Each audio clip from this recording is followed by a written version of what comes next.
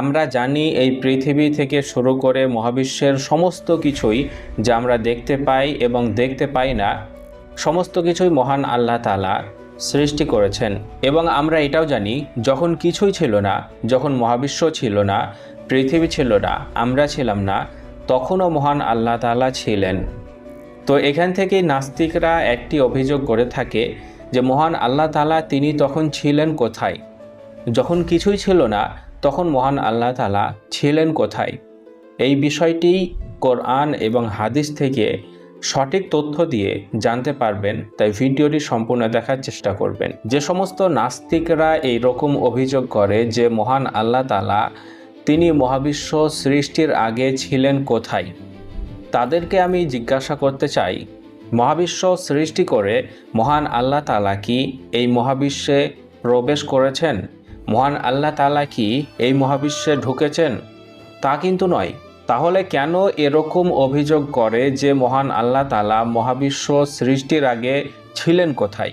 এই ধরুন আপনার বাড়ি বাংলাদেশ, এখন আপনি ভারতে চলে এসেছেন, তখন ভারতের বাসিন্দা আপনাকে জিজ্ঞাসা করবে যে আপনি এতদিন ছিলেন কোথায়, আপনি কেন ভারতে এসেছেন, এভাবে তারা জিজ্ঞাসা করবে।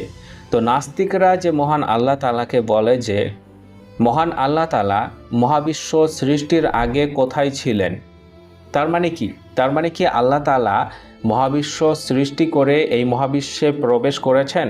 মানে অর্ধেক জায়গা কি মহান আল্লাহ তাআলা নিয়ে নিয়েছেন? তার জন্য কি নাস্তিকরা জিজ্ঞাসা করছে যে আল্লাহ তাআলা এর পূর্বে ছিলেন কোথায়? এরকম কি হয়েছে? এরকম তো হয়নি। তাহলে নাস্তিকরা এরকম অভিযোগ কেন করে যে মহান আল্লাহ তাআলা মহাবিশ্ব সৃষ্টির পূর্বে কোথায় ছিলেন?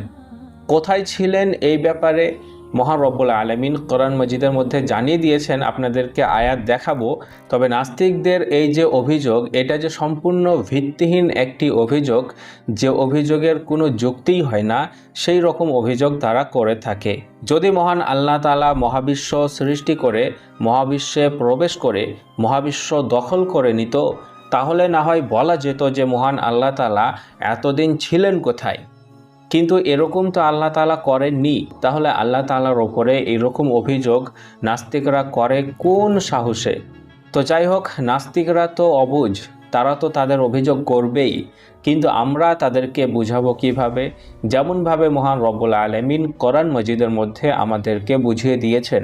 মহান রব্বুল আলামিন তিনি ছিলেন কোথায় এ সম্পর্কে কোরআন মাজিদের মধ্যে সূরা হাদীদের ৩ নম্বর আয়াতে তিনি জানিয়ে দিয়েছেন, হুয়াল আউয়ালু ওয়াল আখিরু ওয়াল যাহিরু ওয়াল বাতিন।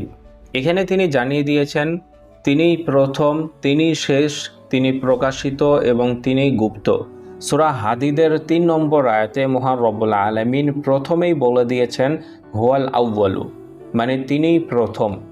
যখন কিছুই ছিল না, যখন মহাবিশ্বের কোনো কণা সৃষ্টি হয়নি, তখনও মহান রব্বুল আলামিন ছিলেন, তিনিই প্রথম ছিলেন। অনেকেই জিজ্ঞাসা করতে পারেন যে মহান রব্বুল আলামিন তিনি প্রথমে ছিলেন কিভাবে? তিনাকে কি কেউ সৃষ্টি করেনি? এ সম্পর্কে তিনি জানিয়ে দিয়েছেন লাম ইয়ালিদ ওয়ালাম ইউলাদ, তিনি কাউকে জন্ম দেননি এবং তাকেও জন্ম দেওয়া হয়নি। তো মহাবিশ্ব সৃষ্টি যখন হয়নি তখনও মহান রব্বুল আলামিন তিনি ছিলেন, একথা তিনি কোরআন মাজিদের মধ্যে জানিয়ে দিয়েছেন। এবং যখন এই মহাবিশ্ব পুনরায় সব কিছু নিঃশেষ হয়ে যাবে, সব কিছু ধ্বংস হয়ে যাবে, তখনও মহান রব্বুল আলামিন থাকবেন, সেই সম্পর্কে তিনি জানিয়ে দিচ্ছেন ওয়াল আখির, এবং তিনিই শেষ। কোরআন মাজিদের মধ্যে যদি সূরা আর রহমানের ২৬ এবং ২৭ নম্বর আয়াত দেখেন, যেখানে মহান রব্বুল আলামিন জানিয়ে দিয়েছেন কুল্লু মান আলাইহা ফান, মহাবিশ্বের ওপরে যা কিছু রয়েছে সবই ধ্বংসশীল, ওয়াবকা ওয়াজহু রব্বিকা যুল জালালি ওয়াল ইকরাম, আর থেকে যাবে শুধু মহামহিম ও মহানুভব তোমার রবের চেহারা। যা কিছু আমরা এখন দেখতে পাই এবং দেখতে পাই না, সব কিছুই একটি সময় ধ্বংস হয়ে যাবে এবং মহান রব্বুল আলামিন শুধুমাত্র তিনিই থেকে যাবেন। এ সম্পর্কে যদি সূরা আল কাসাসের ৮৮ নম্বর আয়াতটি দেখেন, যেখানে মহান রব্বুল আলামিন জানিয়ে দিয়েছেন কুল্লু শাইইন হালিকুন ইল্লা ওয়াজহা, তার চেহারা বা সত্তা ব্যতীত সব কিছুই ধ্বংসশীল। তার মানে সূরা হাদিদের ৩ নম্বর আয়াতে মহান রব্বুল আলামিন দুটো শব্দ বলেছেন, যেখানে তিনি একটি কথা বলছেন হুয়াল আউয়ালু, তিনিই প্রথম, যখন কিছুই ছিল না তখনও তিনি ছিলেন, ওয়াল আখির, এবং তিনিই সর্বশেষ, যখন সব কিছু ধ্বংস হয়ে যাবে তখনও তিনিই থাকবেন, আর কিচ্ছু থাকবে না। তারপরে মহান রব্বুল আলামিন বলছেন ওয়াজ যাহির, এবং তিনি প্রকাশ্য। তিনি প্রকাশ্য মানে কি? তার মানে কি তিনি আমাদেরকে দেখা দেন? না, তিনি আমাদেরকে দেখা দেন না, তবে তিনি প্রকাশ্য। তিনি সর্ব অবস্থায় আছেন, সর্ব অবস্থায় থাকেন, সর্বস্থানে তিনার ক্ষমতা বিরাজমান।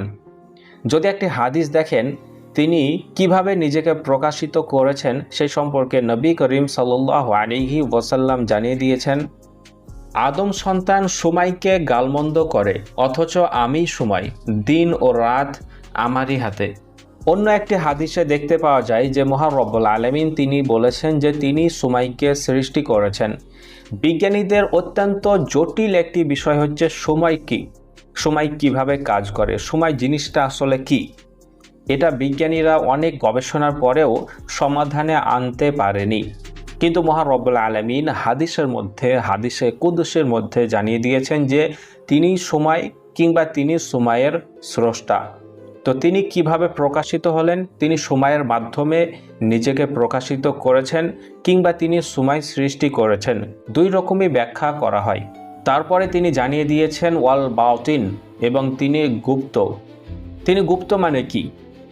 আমরা জানি যে মহাবিশ্বের প্রতিটি কণা একসময় ধ্বংসশীল হয়ে যাবে, সব কিছুই ধ্বংস হয়ে যাবে, যা আমরা আগের আয়াত থেকে জানতে পারলাম। ঠিক সেই সময় মহান রব্বুল আলামিন তিনি আবার যে অবস্থায় ছিলেন সে অবস্থাতেই ফিরে যাবেন। সে অবস্থাকেই বলা হয় ওয়াল বাতিন। যদি দেখেন সূরা হাদিদের ৩ নম্বর আয়াতে মহান রব্বুল আলামিন তিনার অবস্থান সম্পর্কে জানিয়ে দিয়েছেন। প্রথমেই তিনি বলছেন হুয়াল আউয়ালু, তিনি প্রথম, যখন কিছুই ছিল না তখনও তিনি ছিলেন, ওয়াল আখির, এবং সমস্ত কিছু ধ্বংসের পরেও তিনি থাকবেন, ওয়াল যাহির, এবং তিনি বর্তমানে প্রকাশিত, ওয়াল বাতিন, এবং তিনি একটি সময় গুপ্ত হয়ে যাবেন। যখন মহান রব্বুল আলামিন নিজেকে প্রকাশিত করলেন, যখন সমস্ত কিছু সৃষ্টি করলেন, তখন তিনি এটা কিভাবে করলেন এই সম্পর্কে কোরআন মাজিদের মধ্যে মহান রব্বুল আলামিন জানিয়ে দিয়েছেন, বাদিউস সামাওয়াতি ওয়াল আরদ ওয়া ইযা ক্বাযা আমরান ফাইন্নামা ইয়াকুলু লাহু কুন ফায়াকুন। তিনি শূন্য থেকে মহাবিশ্ব সৃষ্টিকারী স্রষ্টা। তিনি যে বিষয়ের সিদ্ধান্ত নেন সে বিষয়ে কেবলমাত্র হুকুম দেন হও, আর তা হতে লাগে।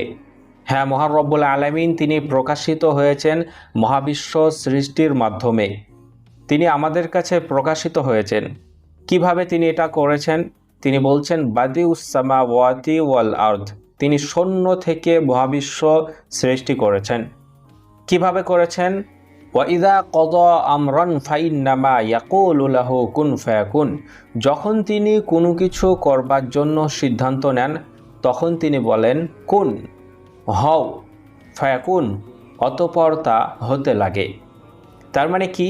মহান রব্বুল আলামিন কুন বা হও এরকম বলে সব কিছু সৃষ্টি করেন। এই কথা কোরআন মাজিদের মধ্যে 8টি জায়গাতে এসেছে, যা আপনারা এখানে আয়াত নাম্বারগুলো দেখতে পাচ্ছেন। দেখুন মহান রব্বুল আলামিন সব কিছুকে হুকুম দিয়ে সৃষ্টি করেন কেন? বিজ্ঞান আমাদের জানিয়েছে যে আমরা যে শব্দ বলি বা শব্দ করি, এই শব্দই হচ্ছে একটি শক্তি। শব্দের মাধ্যমেই অনেক কিছু করা যায়। যদিও আমরা কোনো পদার্থকে শব্দের মাধ্যমে রূপান্তরিত করতে পারবো না, তবে শব্দের মাধ্যমে আমরা অনেক কিছু করে থাকি। এই যেমন চ্যাটজিপিটি বলেন বা অন্যান্য আরও এআই মডেল বলেন, সেখানে আমরা শব্দের মাধ্যমে তাদেরকে হুকুম দিই, তখন তারা সেই কাজ করে। একই রকমভাবে আমরা শব্দের মাধ্যমে ফ্যান বা বিভিন্ন ইলেকট্রনিক জিনিস আছে, যে সমস্ত জিনিসকে আমরা হুকুম দিয়ে সেটা চালিত করি। মোবাইলের মধ্যে অনেক সফটওয়্যার আছে যেগুলোকে আমরা হুকুমের মাধ্যমে চালিত করি। তো শব্দের মাধ্যমে অনেক কিছু হয়। আবার শব্দের মাধ্যমে শব্দের আওয়াজ উঠিয়ে মানুষকে অনেক কিছু করা যায়, শব্দের মাধ্যমে অনেকে হুকুম দেওয়া যায়।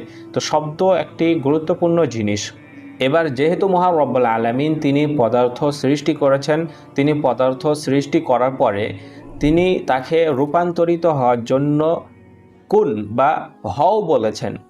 তিনি কিভাবে বলেছেন? তিনি প্রথমে মডেল তৈরি করেছেন, সিদ্ধান্ত নিয়েছেন, তিনার ইচ্ছা প্রকাশ করেছেন, তারপরে সেই পদার্থকে বলেছেন যে এইভাবে রূপান্তরিত হও, তখন সেটা সেইভাবে রূপান্তরিত হয়েছে।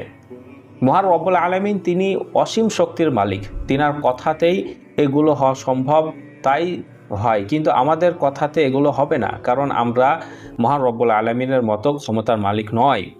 আমাদের মৃত্যু আছে, মহান রব্বুল আলামিনের মৃত্যু নেই, তিনার নিঃশেষ নেই, তিনার শেষ নেই। তিনি শক্তিধর, তিনি শক্তিমান, তিনি সর্বক্ষমতাবান। তো মহান রব্বুল আলামিনের অবস্থান সম্পর্কে সূরা হাদীদের ৩ নম্বর আয়াতে তিনি জানিয়ে দিয়েছেন।